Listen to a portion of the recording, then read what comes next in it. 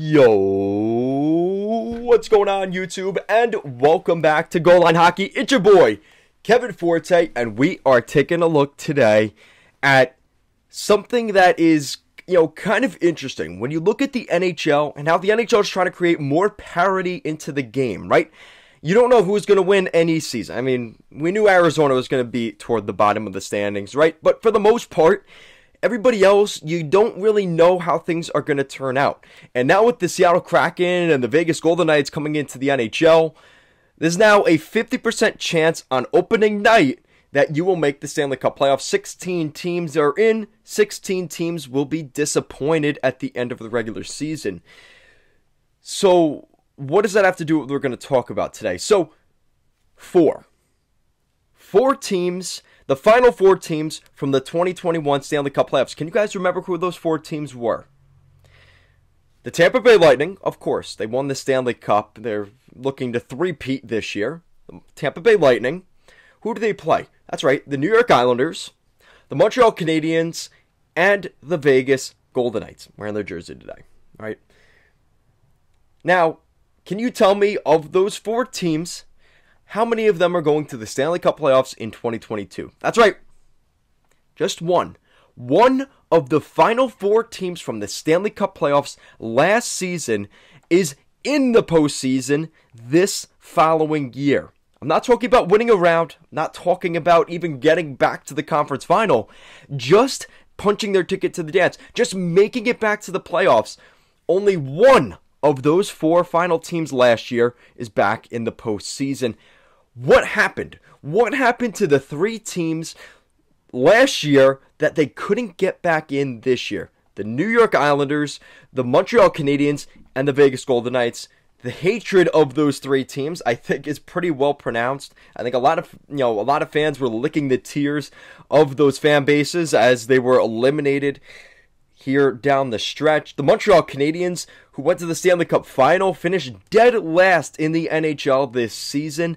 That is the worst record after a Stanley Cup final in NHL history, which is just lunacy when you think about it, right?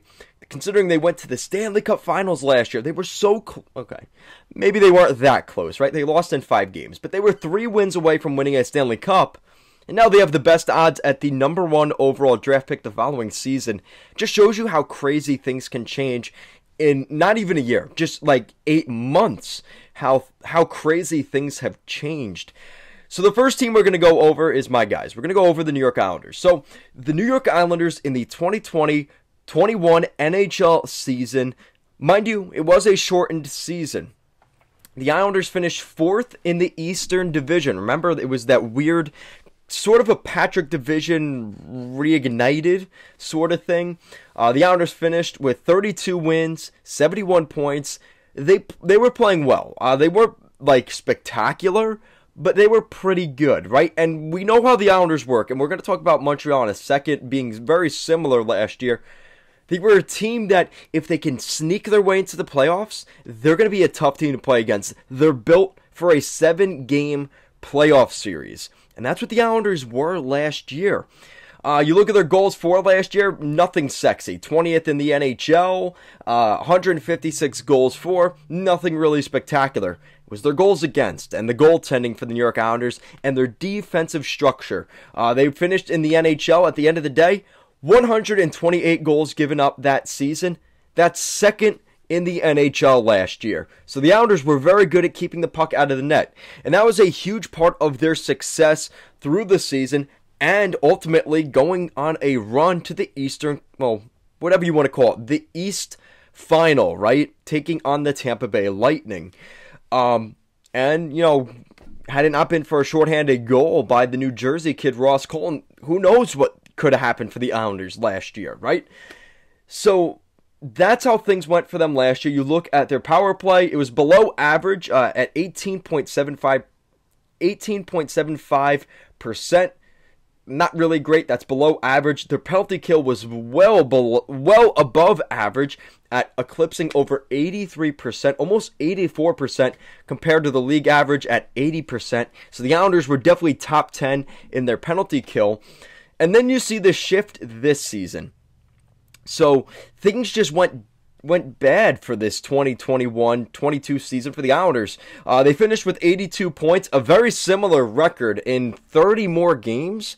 The Islanders had 32 wins in a 56-game schedule in 2020-21, right? This season, they finished with 4 more wins in almost 30 more games. They finished with 82 points and 5th in the Metro Division, and still were the 9th seeded team in the Eastern Conference. With that said, looking at their goals for, again, a struggle for the Islanders to put the puck in the back of the net. That actually got worse compared to their 20th in the league last year. They finished 26th in the league this year. And their goals against, they were giving up more goals. Now, they were still top 10 in the NHL at the end of the season. 8th in the NHL in terms of their goals against. So that's still not terrible.